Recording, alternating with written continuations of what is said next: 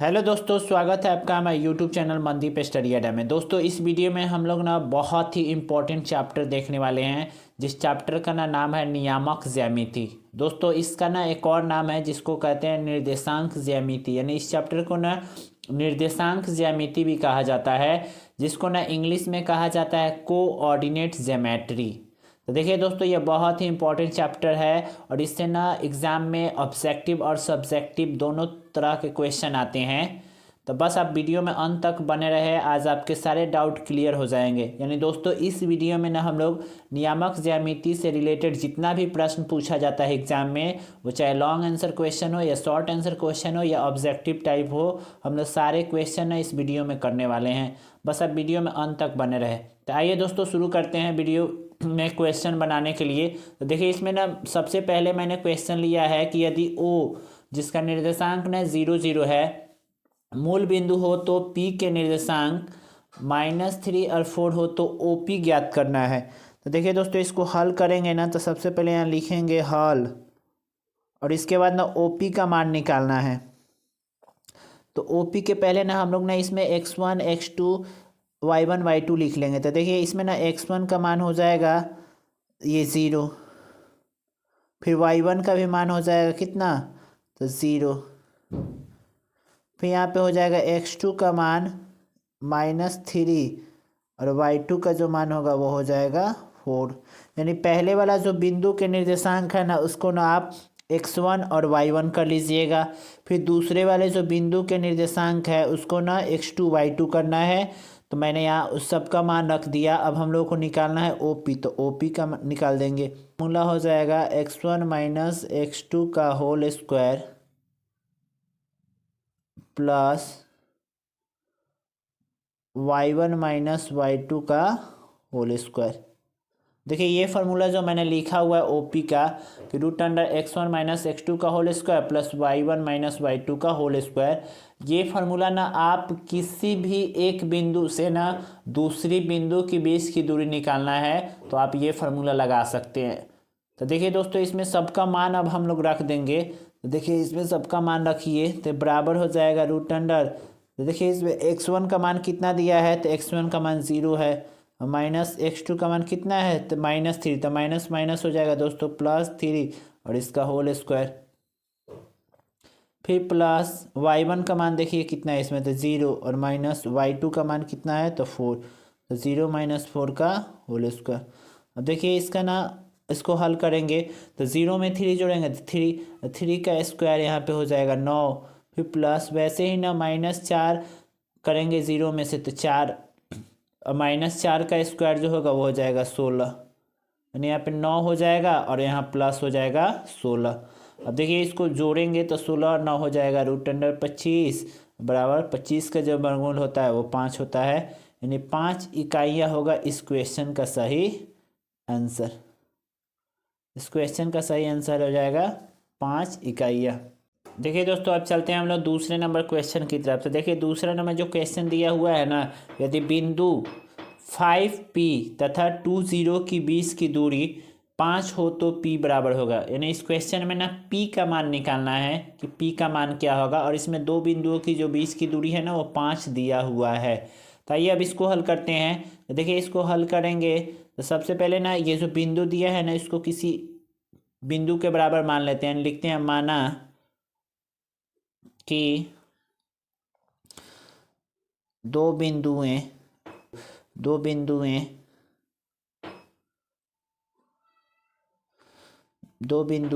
A तथा B है। मान लिए हम लोग दोनों बिंदु को मान लिए। अब लिखेंगे इसलिए A का निर्देशांक, अब फर्स्ट वाला जो बिंदु है उसको हम लोग A माने हैं, तो A का निर्देशांक लिखेंगे। तो देखिए फर्स्ट वाले बिंदु का निर्देशांक कितना है 5 और P, तो ये हो जाएगा 5P। फिर वैसे ही तथा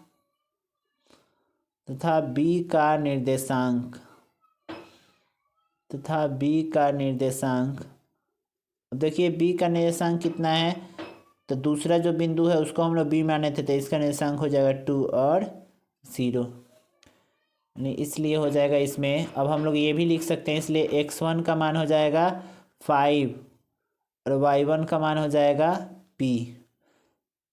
फिर वैसे ही ना x2 का मान हो जाएगा 2 और y2 का मान हो जाएगा 0।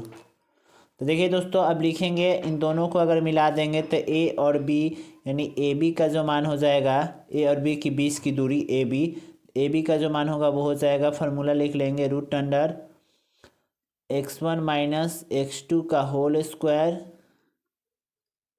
प्लस y1 माइनस y2 का होल स्क्वायर बराबर। अब देखिए सब में ना सबका मान रखेंगे इसमें। अब तो रूट अंडर, देखिए इसमें x1 का मान कितना दिया है, तो x1 का मान 5 दिया था, 5 माइनस और x2 का मान कितना है 2, तो 2, 5 माइनस 2 का होल स्क्वायर, फिर प्लस, फिर y1 का मान कितना दिया था p, तो p माइनस 0 का होल स्क्वायर। और देखिए दोस्तों इस क्वेश्चन में ना दो बिंदुओं के बीच की दूरी का मान दिया हुआ है 5 इकाई, यानी यहाँ पे 5 हम लोग लिख सकते हैं। इसके बाद देखिए फिर 5, इसके बाद देखिए ये 5 है तो 5, और ये रूट है ना वो इधर आएगा तो क्या हो जाएगा दोस्तों, तो स्क्वायर हो जाएगा बराबर। अब देखिए 5 में से 2 को घटाइए अब, तो 3 बचेगा, 3 का स्क्वायर कितना होता है तो 9, फिर प्लस p में से 0 को घटाइए तो ये p ही हो जाएगा, और p का स्क्वायर है तो p का स्क्वायर हो जाएगा यहाँ पे। इसके बाद देखिए 5 का जो स्क्वायर होता है ना वो 25 होता है, और 9 है यहाँ पे प्लस में, बराबर के इधर आएगा तो माइनस में, बराबर इधर बच जाएगा p का स्क्वायर।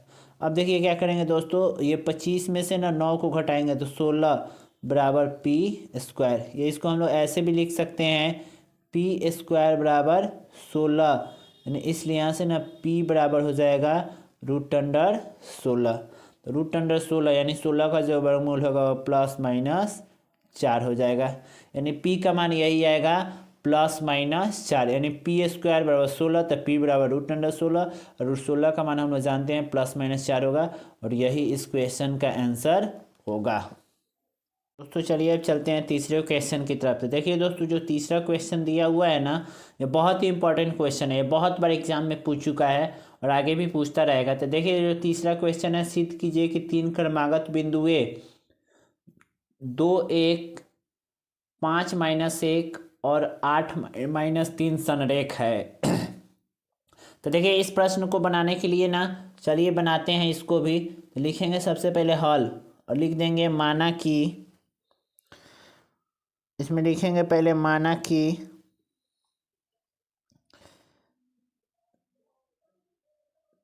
दिए गए, माना कि दिए गए निर्देशांक, माना कि दिए गए निर्देशांक 2 1 5 माइनस 1 और 8 माइनस 3 क्रमशः बिंदुओं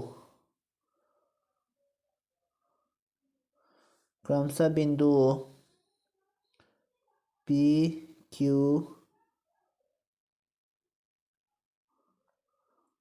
और R, P Q और R संरेख हैं, P Q और R संरेख हैं। देखिए इसके लिखेंगे यहाँ पे, तो सबका मान निकालेंगे दोस्तों। सबसे पहले ना पी क्यू का मान निकाल लेते हैं, तो पी क्यू बराबर हो जाएगा, अब देखिए यहाँ भी वही फार्मूला लगाइए दो बिंदुओं के बीच की दूरी का। तो देखिए ये पी का है, ये क्यू का निर्देशांक है, और ये आर का है। तो यहाँ पे ना हम लोग लिखेंगे वही फार्मूला x1 माइनस x2 का whole square plus y1 minus y2 का होल स्क्वायर।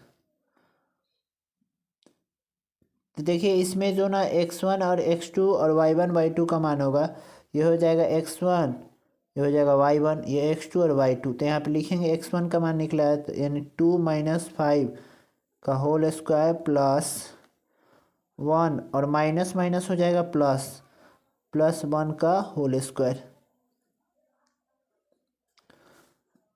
देखिए यहाँ पे हो जाएगा रूट अंडर है 2 - 5 यानी ये हो जाएगा -3, -3 का स्क्वायर हो जाएगा 9, फिर +1 1 2, 2 का स्क्वायर हो जाएगा 4, यानी इसको सॉल्व करेंगे ना तो हो जाएगा 9 और 4 13, यानी ये आ जाएगा √13 इकाइयाँ। √13 इकाइयाँ आ जाएगा। इसके बाद देखिए वैसे ही ना फिर अब किसका मान निकालेंगे, तो QR का मान निकालेंगे। QR देखिए QR का मान निकालिए तो ये भी हो जाएगा ये हो जाएगा x1 - x2 का होल स्क्वायर। तो QR में देखिए ये Q का निर्देशांक है और ये R का निर्देशांक है। तो इसमें ना 5 - 8 का होल स्क्वायर हो जाएगा, ये 5 और ये -8 का होल स्क्वायर, फिर प्लस, फिर -1 और देखिए ये माइनस माइनस +3 इसका होल स्क्वायर। देखिए अब इसको सॉल्व करेंगे तो ये हो जाएगा √5 में से 8 घटेगा तो 3, 3 का स्क्वायर हो जाएगा 9, प्लस ये 3 में से 1 घटेगा तो 2, 2 का स्क्वायर 4 है, 9 4 13, यानी √, ये भी हो जाएगा 13 इकाइयाँ। इसके बाद देखिए इसके बाद ना PQ हो गया QR, और अब निकालेंगे PR का मान। तो देखिए ये P है और ये R है, यानी अब इसका और इसका बिंदु पे ध्यान देना है। तो देखिए ये भी फार्मूला हो जाएगा x1 - x2। तो देखिए ये P है और ये R है, तो इसमें x1 का मान 2 हो जाएगा और इसमें हो जाएगा x2 का मान 8, यानी 2 - 8 का होल स्क्वायर, फिर प्लस, फिर ये हो जाएगा 1 -+3 का होल स्क्वायर। देखिए इतना हो जाएगा। PR का मान निकालेंगे अब तो हो जाएगा √2 - 8 का होल स्क्वायर +1 +3 का होल स्क्वायर, क्योंकि देखिए ये PR है, PR का मान निकालना है तो ये हो जाएगा P का मान और ये हो जाएगा R का मान। तो देखिए यहाँ हो जाएगा 2 - 8 का होल स्क्वायर, फिर +1 और -+3 का होल स्क्वायर। अब देखिए इसको सॉल्व करेंगे तो ये हो जाएगा है 2 में से ना 8 घटेगा तो हो जाएगा -6, और -6 का जो स्क्वायर होगा वो हो जाएगा 36, फिर प्लस 3 1 4, 4 का स्क्वायर हो जाएगा 16। अब देखिए इसको प्लस करेंगे तो 36 और 16 कितना हो जाएगा 52, यानी √52। तो देखिए दोस्तों इसका वर्गमूल निकालेंगे तो ये भी लिख सकते हैं हम लोग, इसका जो मान हो जाएगा वो हो जाएगा 2√13 इकाइयाँ।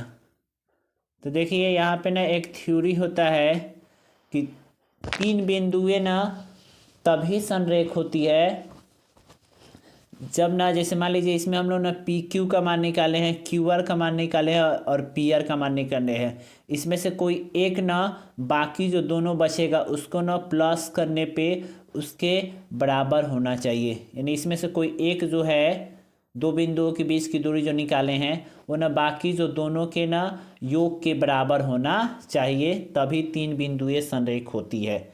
देखिए यहाँ पे ना हम लोग लिख देंगे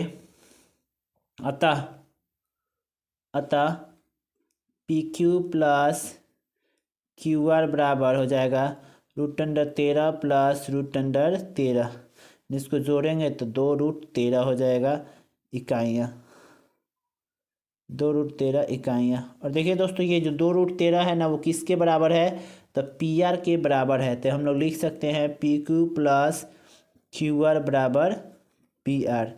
देखिए जो दो को जो मान था वो ना तीसरा, दोनों को जोड़ने पे ना वो तीसरा के बराबर आ गया। लिख देंगे अतः दिए गए बिंदु संरेख है, अतः दिए गए बिंदु संरेख है, और यही हम लोग साबित भी कर दिए, प्रूव्ड हो गया।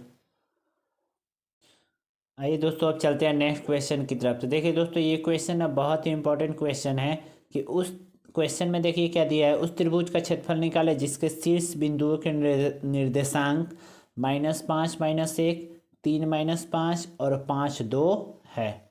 तो देखिए इस क्वेश्चन को कैसे बनाएंगे, तो सबसे पहले ना बनाते समय ये लिखेंगे हम लोग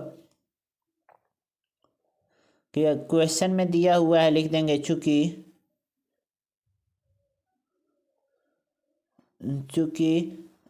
इसमें ना x1 y1 x2 y2 तथा x3 y3 का मान लिख देंगे। लिखेंगे x1 y1 x2 y2 तथा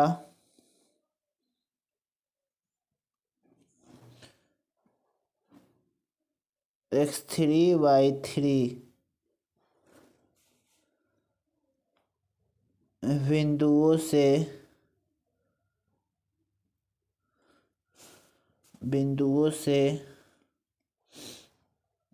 से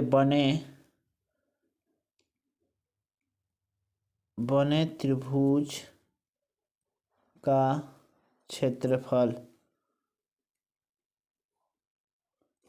देखिए इसका क्षेत्रफल लिखेंगे, यानी क्षेत्रफल इसका ज्ञात करेंगे। बराबर, तो देखिए इसका जो फार्मूला होता है ना 1/2 into x1 y2 minus y3 plus x2 y3 minus y1 plus x3 y1 minus y2। देखिए ये इसका ना त्रिभुज का क्षेत्रफल निकालने का फार्मूला होता है 1/2। और देखिए यहाँ ना x1 रहेगा तो y2 y3 यानी 1 2 3 यानी 123। फिर x2 रहेगा तो y3 y1 यानी 231। फिर x3 रहेगा तो y1 माइनस y2 यानी 312। यही फार्मूला होता है। अब इसी फार्मूला में ना सबका मान पुट कर देना है बस, और कुछ नहीं करना है। तो देखिए 1/2 है तो 1/2 हो जाएगा। और x1 का मान देखिए इसमें कितना दिया हुआ है तो -5, तो -5 कर देंगे यहाँ पे। फिर y2 का मान देखिए कितना दिया है इसमें, y2 का मान जो दिया है ना वो -5 ही दिया है, तो -5 कर देंगे इसमें। माइनस इसके बाद देखिए y3 का मान कितना दिया हुआ है तो y3 यहाँ पे है 2, तो 2 हो जाएगा। इसके बाद देखिए क्या करेंगे प्लस x2 का मान इसमें कितना दिया है तो 3 दिया है, तो 3 लिख देंगे। फिर इनटू देखिए दोस्तों इसमें ना ये x1 है, ये y1 है, ये x2 है, ये y2 है, ये x3 है, ये y3 है। तो देखिए x2 का मान लिख लिया। फिर y3 का मान नहीं लिखना है अब इसमें। तो देखिए y3 का जो मान दिया हुआ है ना, y3 का जो मान इसमें दिया है वो कितना दिया है तो देखिए यहाँ पे है 2 दिया है। फिर माइनस y1 का मान कितना दिया है इसमें तो y1 ये है -1, तो माइनस माइनस प्लस 1 हो जाएगा। फिर प्लस इसमें देखिए x3 का मान कितना दिया है तो 5 दिया है, तो 5 लिख देंगे यहाँ। फिर y1 यानी इसमें y1 का जो मान दिया है ना वो -1 है, तो -1 हो जाएगा। फिर यहाँ माइनस y2 का जो मान है ना वो -5 है, तो माइनस माइनस क्या हो जाएगा तो +5। अब देखिए इसके आगे सॉल्व करेंगे तो ये हो जाएगा 1/2 इंटू ये -5 है और ये -2 -5 हो जाएगा -7। फिर +3 इंटू 2 और 1 हो जाएगा 3। फिर +5 गुने ये 5 में से घटेगा तो 4। देखिए यहाँ 1/2 है तो 1/2 और ये हो जाएगा 7 5 35 गुना कर देंगे। फिर प्लस ये 3 3 का 9 प्लस ये 5 का 20। अब देखिए इन सबको ना 1/2 है तो 1/2 इन सबको प्लस करेंगे तो कितना हो जाएगा देखिए तो 35 और 9 हो जाएगा 44, 44 और 20 हो जाएगा 64, तो गुने 64। अब देखिए 2 से 64 कट भी जाएगा 32 बार में, तो बराबर हो जाएगा 32 वर्ग इकाई। देखिए दोस्तों इस वीडियो में ना और यही इस क्वेश्चन का आंसर हो जाएगा। देखिए दोस्तों इस वीडियो में ने बहुत ही इंपॉर्टेंट क्वेश्चन करवा दिया है जो ना एग्ज़ाम में पूछा जाता है। ये चारों टाइप के क्वेश्चन ना आपको एग्ज़ाम में देखने को जरूर मिलेगा। अगर वीडियो पसंद है तो मेरे वीडियो को लाइक कीजिए। अगर आप मेरे चैनल पर नए हैं तो मेरे चैनल को सब्सक्राइब कीजिए। चलिए दोस्तों मिलते हैं अब नेक्स्ट वीडियो में। थैंक यू दोस्तों।